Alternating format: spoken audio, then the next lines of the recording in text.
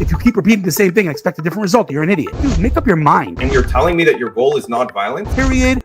Full stop. End of story. The Palestinian Authority, the PLO, was established for there to be no Israel. Hamas wants to kill not Israelis, Jews, not only in Israel.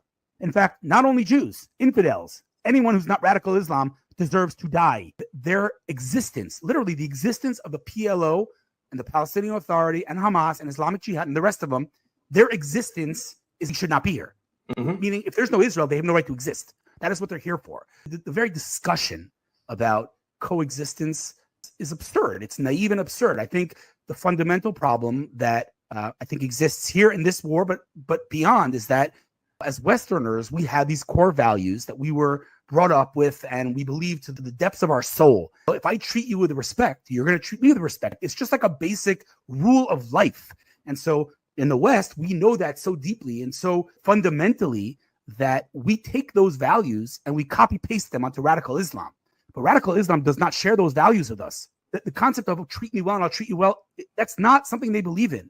If you're an infidel, you could treat me as well as you want. I don't need to tell you how many peace activists were murdered on October 7th, right? All of those kibbutzim, they were as far left as it goes. They were the people trying to help the Palestinian cause. They dedicated their lives to it. So the whole concept of peace, it's a ridiculous thing. I don't know if it was Einstein or someone else said, if you keep repeating the same thing and expect a different result, you're an idiot, right? Yeah. I mean, the amount of times that we've offered them a state, forget us, the UN, when we got a state, they got a state, and they said no. So like, they don't want a state. They want dead Jews. They say it. It's time we believe them. And the list of ironic things about the Israeli-Palestinian conflict is very, very long.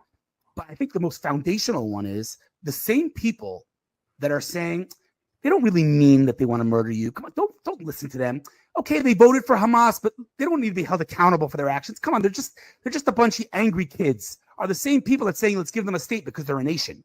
Like, dude, make up your mind. If they're a nation that deserves a state, then they are a nation to be held accountable for their actions. They elected Hamas. Period. Full stop. End of story. There's nothing else to talk about. If there are people that deserves a state, they need to be treated as a people. And we know what happens when a nation elects dictatorship, aka Nazi Germany. There's no discussion about how many innocent people are killed. You denazify Germany. And that means many innocent people lost their lives. But when you're eliminating evil, you need to eliminate evil. And it comes at a cost. And you know what? War sucks. And we didn't want this. It was brought upon, it was forced upon us. We need to stop with the victim card and the victim talk of like, no, let's make peace with. They don't want peace with us. They want us dead. That's it. Well, I fully agree with you. I mean, even going back to prior, people keep talking about, oh, from the river to the sea, we're just talking about freedom for everyone. I'm like, but that literally comes from the PLO pre-occupation. Everything you claim you're fighting for the very call for the end of Israel. And just objectively speaking, you're holding up a map showing all of Israel as Palestine and then saying intifada after it. And you're telling me that your goal is not violence. You are literally calling for violence, showing me a map of erasing Israel while making a call, a chant that a government group who actively wanted to destroy Israel prior to any occupation was calling for.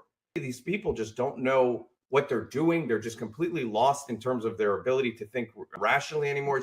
It's so odd.